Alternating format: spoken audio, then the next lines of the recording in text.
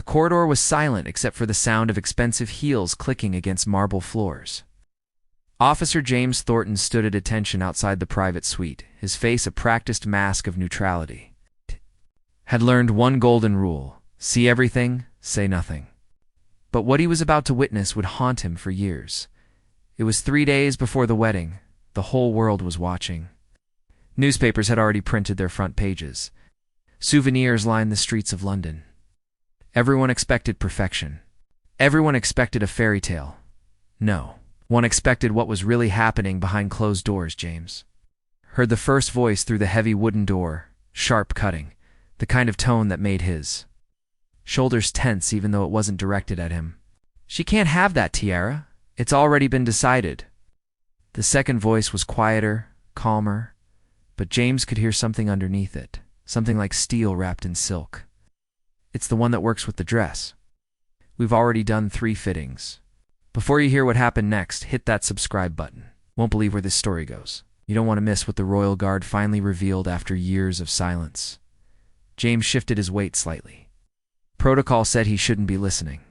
Protocol said a lot of things. But the door wasn't soundproof, and he wasn't deaf.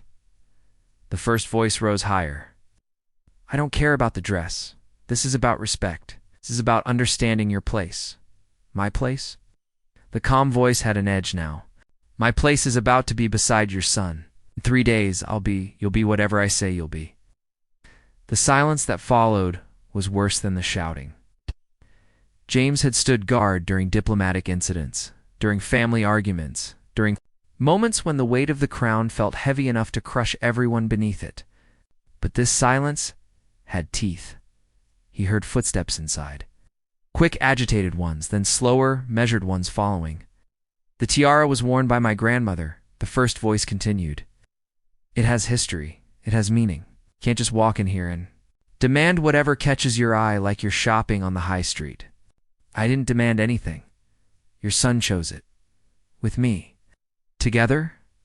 My son doesn't understand what he's choosing anymore. The words hung in the air like poison.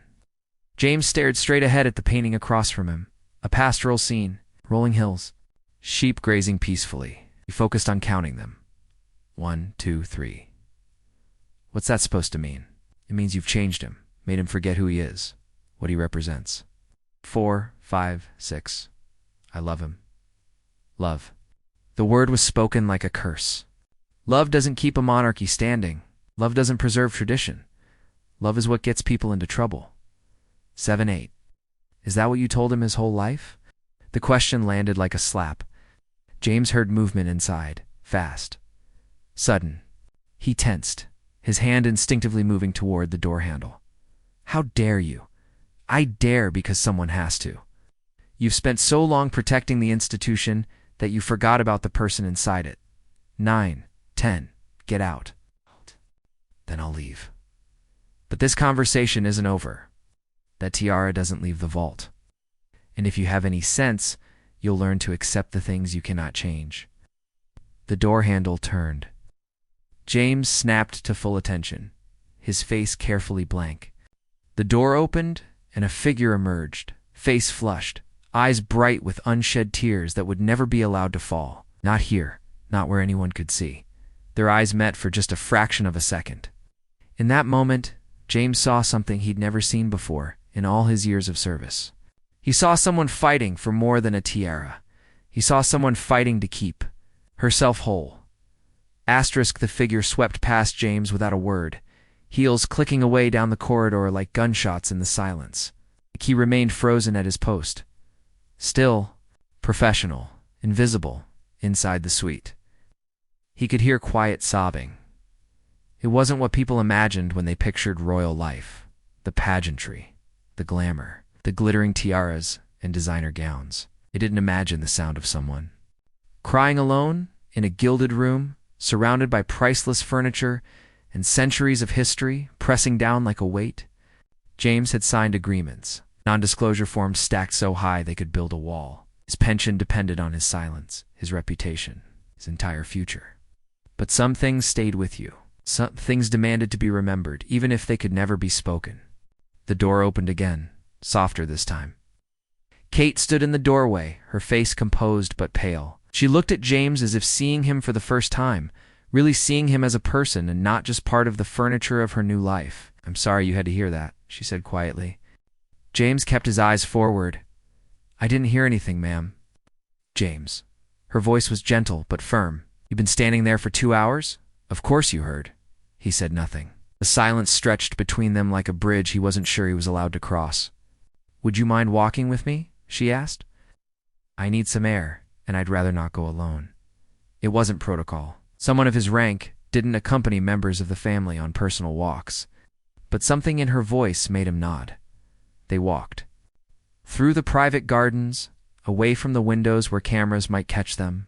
The spring air was cool, carrying the scent of roses just beginning to bloom.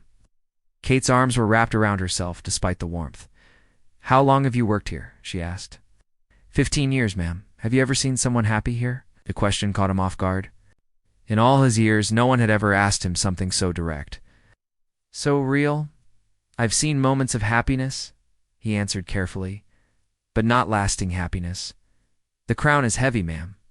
Everyone knows that coming in, but knowing and feeling are different things." Kate stopped walking. She turned to face him, her eyes searching his face. "Did you hear what she said about the tiara?" Ma'am, I really can't, please." "I'm not asking you to testify or break any rules. I'm asking you, as one human being to another. Did what you hear sound reasonable to you?" James felt the weight of the moment. This was where his career could end, where one wrong word could unravel everything he'd built.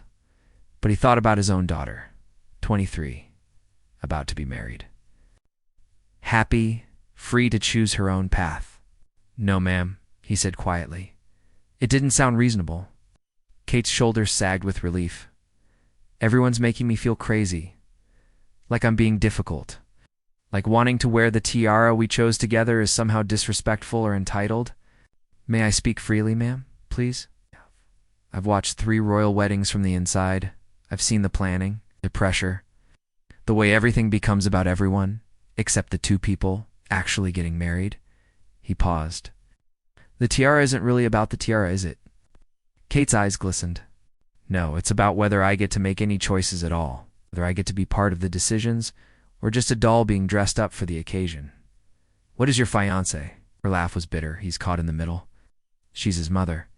I'm his future. He keeps saying it'll all blow over, that we just need to get through the wedding and then things will calm down. Will they? I don't know." Her voice broke slightly. "I don't know anything anymore. 3 months ago I was sure. Now I'm standing in a palace garden having a breakdown in front of a guard because he's the only person who actually heard what happened. A bird sang somewhere in the hedges. Beautiful. Oblivious. Free." "For what it's worth, ma'am," James said, "I think you're stronger than you know. Standing up for yourself in there took courage or stupidity. Sometimes they're the same thing." Kate smiled for the first time since the argument. Small, sad, but real. "Will you do something for me, James? If I can, ma'am? Remember what you heard? What really happened? Because I have a feeling that in a few days the story is going to change. And when it does, someone needs to know the truth." He nodded slowly. "I'll remember." They walked back in silence. It's neither knowing that within 48 hours, the story would explode in ways neither could predict. Asterisk, the next morning, James arrived for his shift to find the palace buzzing with tension. Staff moved quickly through corridors, heads down, voices low. Something had shifted overnight. He took his position outside the same suite. The door was closed. Inside, he could hear muffled voices. A meeting was happening. The kind where everyone speaks in careful, measured tones that barely hide the rage underneath. "It's been decided." That voice again. Cold. Final. "The original tiara will be worn. The matter is closed. We had an agreement." That was the prince. James had rarely heard him sound so firm. "Kate and I chose together as partners. Partners don't undermine family decisions. And family doesn't ambush someone 3 days before their wedding." The silence that followed crackled with electricity. James kept his breathing steady, his face neutral. But inside, his heart pounded. "Are you taking her side against your own mother?" "I'm taking my future wife's side. There's a difference. Is there? The question dripped with hurt wrapped in accusation. Because from where I'm standing, it looks like you've forgotten everything I taught you about duty, about loyalty. You taught me about duty to the crown, the prince said. But you never taught me about duty to the person I love. Maybe that's the problem. A door slammed inside, footsteps, then nothing. The main door opened, and the prince emerged. His face was flushed, jaw tight. He looked at James and gave a slight nod, the kind that said, "Thank you for being professional while my life falls apart." James nodded back. A tiny gesture. But in the world of royal service, it was practically shouting support from the rooftops. 2 hours passed. James stood, waited, watched staff members hurry past with worried expressions. The wedding was in 2 days. Invitations had been sent to 2,000 guests. Millions would watch worldwide. The pressure was crushing. A palisade approached him. Young, nervous Officer Thornton. "You're needed in the security briefing." That was unusual. James was perimeter detail, not inner circle. He followed the aide through the winding corridors to a small conference room. Inside sat 3 people: the head of security, the palace press secretary, and the family attorney. His stomach dropped. "Officer Thornton," the press secretary began, her voice smooth but her eyes sharp. "We understand you were on duty yesterday during an unfortunate misunderstanding between family members." Misunderstanding? The word made his teeth clench. "Yes, ma'am. I do maintain professional standards throughout." "Yes, ma'am." "Meaning you remained at your post." Eyes forward. Focused on your duties. It wasn't a question. It was a script being handed to him. "I remained at my post," he confirmed. And naturally, being focused on security protocols, he wouldn't have overheard any private conversations taking place inside a closed suite. There it was. The moment. The choice. James looked at the 3 faces watching him, calculating, measuring, deciding whether he was loyal or a liability. He thought about Kate's words in the garden. "Remember. Just remember." "Actually," he said carefully, "the door isn't soundproof. I heard raised voices. It seemed prudent to monitor the situation in case security intervention was needed." The press secretary's smile tightened. "But you didn't hear specific content. Specific words. I heard enough to assess the situation." "A family disagreement. Heated, but not dangerous. Nothing more specific than that?" James met her eyes. "I heard a disagreement about wedding arrangements. Nothing that seemed criminal or concerning from a security standpoint." The attorney leaned forward. "You understand, Officer Thornton, that anything you heard would be covered under your confidentiality agreement. Speaking to anyone, media, family, friends, would be a breach of contract and grounds for immediate termination and legal action." "I understand." "Good." The press secretary stood, because unfortunately, some version of yesterday's conversation has been leaked to the press. A very unflattering version. One that paints certain family members in an extremely negative light. James's blood ran cold. Leaked by whom? That's what we're trying to determine. But if anyone asks you they will ask you to say you heard nothing of substance. A brief, normal family discussion. Nothing more. Are we clear? Crystal clear. Excellent. You're dismissed. James walked back to his post on legs that felt wooden. Someone had leaked the story. But who? Staff were vetted carefully. Cameras didn't cover that corridor. The only people who knew the details were the 3 who'd been in the room. And him. As he took his position again, his phone buzzed in his pocket. Against protocol, but everyone checked their phones between patrols. He glanced at the screen. A message from an unknown number. They're going to blame her. The press is already writing the story. Difficult bride. Demanding. Making unreasonable requests. By tomorrow, she'll be the villain. Unless someone tells the truth. His hands shook as he deleted the message. But the words stayed with him. Someone was trying to control the narrative. And Kate was about to become the scapegoat for a fight she didn't start. By evening, the headlines had started appearing online. James saw them on staff phones, on television screens in the break room. On newspapers being delivered to palace offices, royal wedding in crisis. Bride's tiara tantrum causes family rift.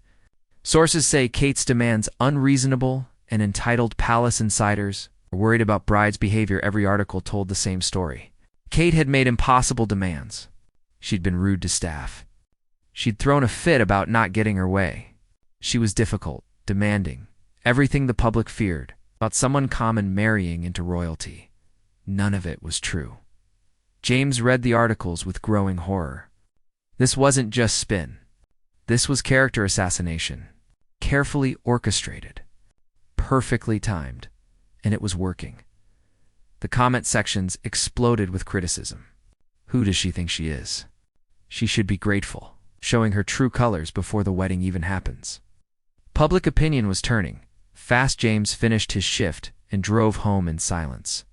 His wife, Margaret, was watching the news when he walked in. "Can you believe this?" she said, gesturing at the screen. "That poor girl. Everyone's tearing her apart."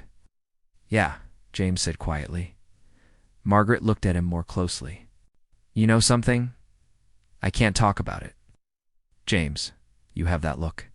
The one you get when something's eating at you." He sat down heavily on the couch. "If I talk, I lose everything. My job, my pension, possibly legal action. But if you don't talk, an innocent person gets destroyed. Right before her wedding, in front of the whole world." Margaret was quiet for a moment. Then she took his hand. "What would you want someone to do if it was our daughter?" The question hit him like a punch to the chest. Their daughter Sarah, 23, bright, kind, brave. Enough to stand up for herself but not yet experienced. Enough to know how cruel the world could be to women who did. "I'd want someone to tell the truth," he whispered. "You know what you have to do?" But knowing and doing were different things. James lay awake that night, staring at the ceiling. His career, his family's security, everything he'd built over 15 years against one person's reputation. Except it wasn't just reputation, was it? It was her entire future. Her marriage starting under a cloud of lies. The world thinking she was something she wasn't at 3 a.m. He made his decision. The next morning, James didn't go to the palace. Instead, he went to see an old friend. Marcus Chen, former military. Now an investigative journalist known for breaking stories others were too afraid to touch. They met in a quiet cafe, far from anywhere James might be recognized. "This is off the record for now," James said. "But I need your advice." He told Marcus everything. The argument. The tiara. The threats. The leaked stories painting Kate as the villain. Marcus listened without interrupting. When James finished, he leaned back in his chair. "You know what you're describing as a classic smear campaign, right? Someone with power protecting their interests by destroying someone else's credibility. I know, you're willing to go on record. Knowing what it'll cost you?" James thought about Kate's face in the garden, her voice asking him to remember. The way she'd looked not like someone entitled or demanding, but like someone trying desperately to hold on to herself in a world designed to erase her. "Yes," he said, "but I need to do it the right way. Not anonymous sources. Not leaked information. Official, documented, so it can't be dismissed." Marcus pulled out his phone. "I know someone. A lawyer who handles whistleblower cases. If you're serious about this, we need to protect you legally before you say a word publicly." "I'm serious." The lawyer's name was Patricia Wolfe. She met them that afternoon in her downtown office. High above London streets, buzzing with last-minute wedding preparations. "What you're describing," Patricia said after hearing the story, "could be protected under public interest disclosure. But you need to understand the risks. The palace has resources most people can only dream of. Legal teams, PR firms. They will come after you, I know. Your reputation will be questioned. Your motives. They'll dig into your past looking for anything, any debt, any scandal. Any reason to paint you as unreliable or vindictive? My past is clean, and you might have a chance." Tricia pulled out a legal pad. "But we need to be strategic. If you go public the day before the wedding, It looks like you're trying to sabotage the event. If you wait too long after, the damage to Kate's reputation will be done. So when? Right in the middle of the media frenzy when everyone's paying attention. When the truth can actually cut through the noise? Marcus nodded slowly. The wedding is tomorrow. 24 hours from now, 2 billion people will be watching. If we release a statement during the ceremony when cameras are everywhere, and the whole world is focused on the royal family, they can't bury it. They'll destroy me, James said. Probably, Patricia agreed. But you'll be able to look yourself in the mirror. Sometimes that's all we get. James thought about his daughter again. About the world he wanted her to grow up in. One where powerful people couldn't just rewrite reality to suit their needs. Where women who stood up for themselves weren't automatically labeled as difficult or demanding. Let's do it, he said. Patricia smiled. Then we have 24 hours to build an airtight case. They worked through the night. James's sworn statement. Timeline documentation. Corroborating evidence from his duty logs, showing he was exactly where he said he was. Character references from 15 years of unblemished service. By dawn, they had something powerful. The truth. In black and white, ready to detonate. The wedding day arrived with perfect weather. Sunshine, blue skies. The kind of day that made people believe in fairy tales. James watched from home as the coverage began. He'd called in sick to work his first sick day in 7 years. The palace would know why later. But for now, he sat with Margaret on their couch, watching history unfold. The crowds were enormous. Thousands lined the streets. Flags waved. People cheered. The cameras captured every moment of pageantry and precision. But James saw what others didn't. The tension in Kate's smile as she arrived at the Abbey. The way the prince's hand gripped hers just a bit too tight. The careful distance maintained between Kate and certain family members. She looks beautiful, Margaret said softly. But she looks scared. She is scared. On Kate's head sat a tiara. Not the one she'd chosen. Not the one she'd fought for. The compromised tiara. The surrender tiara. The one that said someone else made the final decision. The ceremony proceeded. Flawlessly. Hymns, vows, the kiss on the balcony that made the crowd roar with approval. And then, as the newlyweds retreated inside the palace for the reception, Marcus's article went live. Royal Guard breaks silence. The truth about the tiara incident. James's phone exploded with notifications. Margaret squeezed his hand. The article was careful, precise. James's sworn statement, detailing exactly what he'd heard. The timeline showing how the story had been spun to paint Kate as the aggressor. Patricia's legal analysis of why this qualified as public interest disclosure. Within minutes, it was trending worldwide. Within an hour, other outlets were picking it up. Within 2 hours, social media had erupted. The narrative was shifting in real time. They lied about her. That poor woman, she was being bullied, and they made her look like the bully. James's phone rang. Unknown number. He let it go to voicemail. Then another. And another. They're coming, he said to Margaret. Let them come. You did the right thing. The palace's response came swiftly. A terse statement. We are aware of recent allegations made by a former security officer. The matter is being reviewed. We do not comment on private family matters. Former security officer. They'd already fired him. James had expected it. But seeing it in print still stung. Then came the attacks. Anonymous palace sources talking to friendly journalists. Officer Thornton was disgruntled, had performance issues, known for exaggerating. James watched the counterattack unfold with grim satisfaction. Because for every attack, more people defended him. Former colleagues? Military veterans who knew his record. Even some palace staff, speaking anonymously, confirming his character. The truth had oxygen now. It was breathing, growing impossible to suffocate. His phone rang again. This time, he recognized the number. Marcus. Need to see this, Marcus said. He sent a link. A video. James clicked at Kate and the prince, arriving at their evening reception. But something was different. The cameras caught Kate's hand moving to her head, carefully removing the compromised tiara. And in its place, lifted by staff members, the original Tiara. The one she'd chosen. The one she'd fought for. She wore it into the reception with her head high and her shoulders back. A statement without words. Margaret gasped. She did it. She actually did it, no, James said quietly. We did it, together. The next few days were chaos. Media requests, legal threats that Patricia handled with surgical precision, supporters and critics alike analyzing every detail. But through it all, one thing became clear. The public understood what had really happened. Not because James had destroyed anyone, but because he'd told the truth. A week after the wedding, James received a letter, hand-delivered, royal seal on the envelope. His hand shook as he opened it.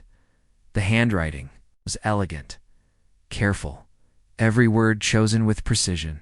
Dear James, I cannot say much for reasons you understand, but I wanted you to know that your courage gave me courage.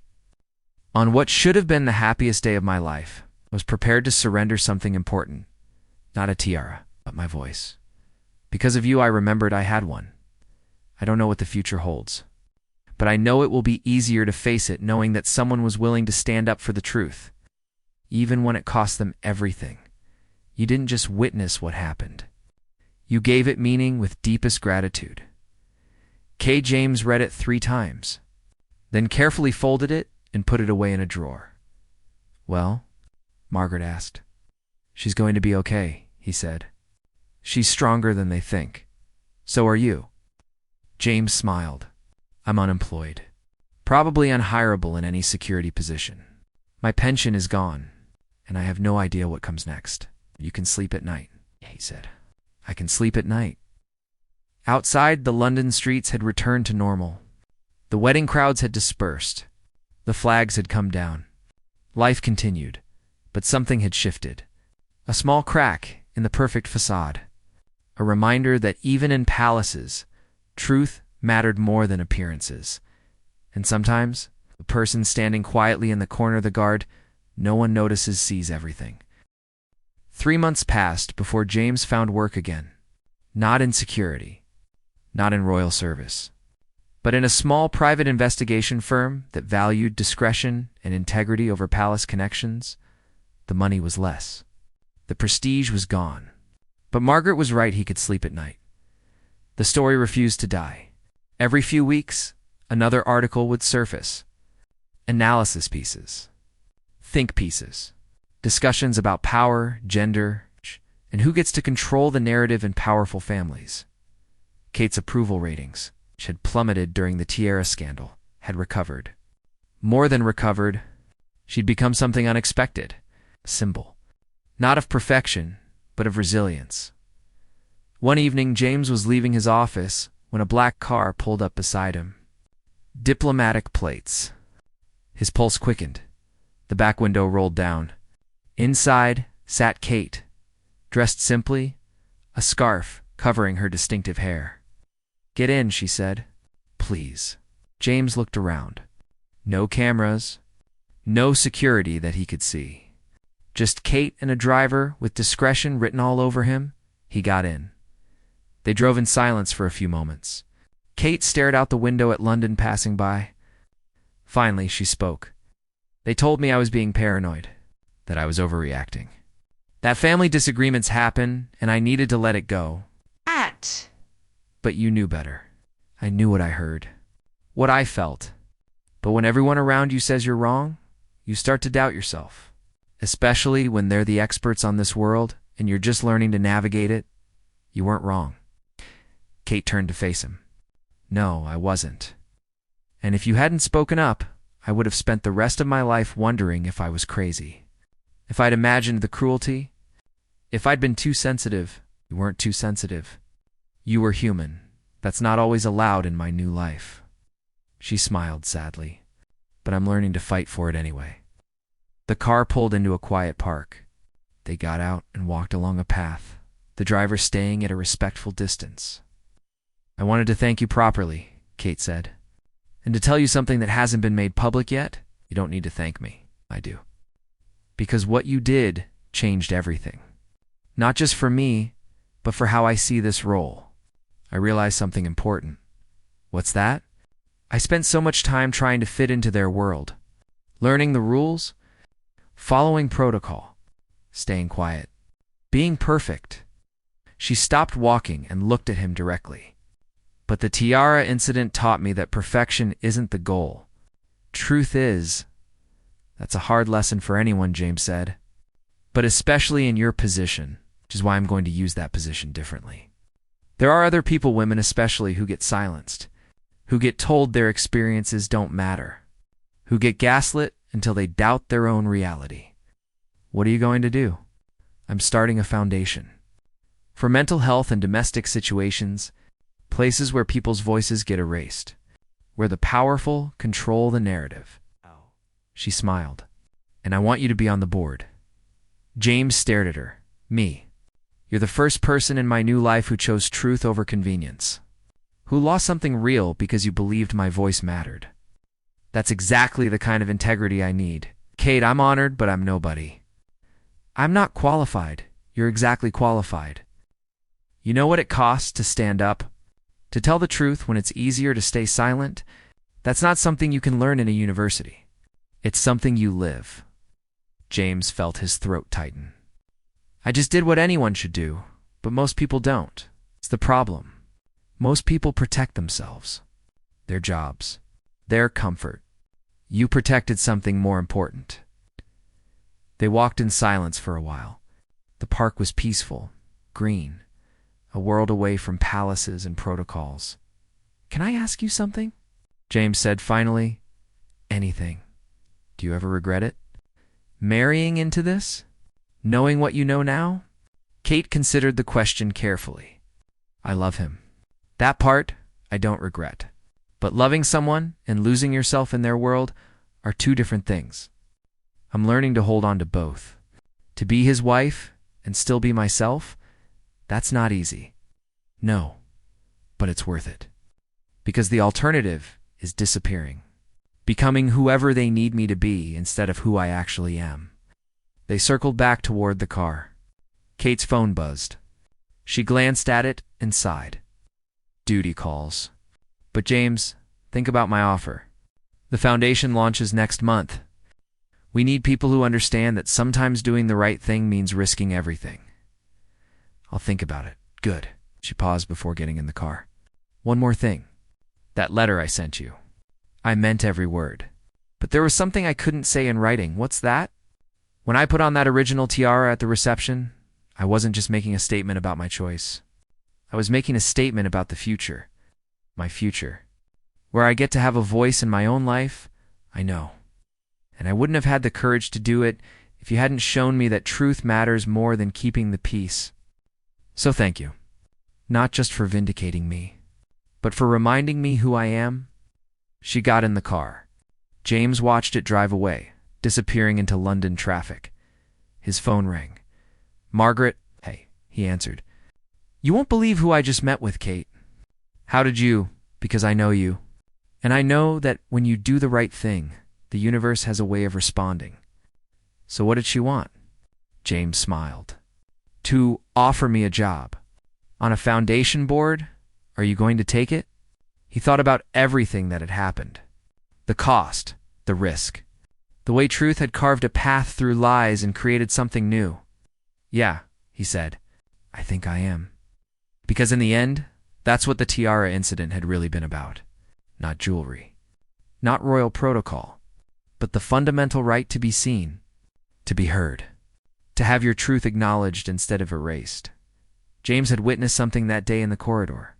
But more than that, he'd honored it, preserved it, given it the respect it deserved, and in doing so, he'd changed more than one person's story. He'd reminded the world that even in palaces, even in the most powerful families, truth still matters, even when it's uncomfortable, even when it costs everything, especially then. As James walked home through London's streets, thought about the guard he'd been 3 months ago, standing at attention, silent, invisible, and the person he'd become. Someone who'd learned that bearing witness wasn't enough. Sometimes you had to speak. Sometimes your voice was the only thing standing between someone's truth and their erasure. And sometimes, just sometimes, speaking up changed everything.